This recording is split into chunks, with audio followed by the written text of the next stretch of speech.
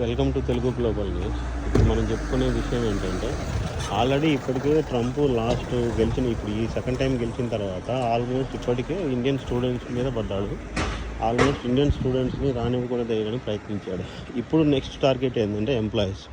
అక్కడ ఉన్న ఎంప్లాయీస్ని ఎలా అయినా సరే వెనక్కి తిప్పి పంపించేయాలనే టార్గెట్ తోటి. సో నిన్న జరిగిన ఒక ప్రెస్ మీటింగ్లో డైరెక్ట్గా ఉన్న కంపెనీలన్నిటికీ లోకల్లో ఇండియన్ కంపెనీస్ ఏవైనా ఉంటే వాటికి ప్రాజెక్టులు ఇవ్వద్దని, లేకపోతే ఒకవేళ ఇన్కేస్ ఏదైనా ప్రాజెక్టులు ఉంటే ఎంప్లాయీస్ని రిక్రూట్ చేసుకోవద్దని డైరెక్ట్గా వార్నింగ్ లాగా చెప్పేశాడు.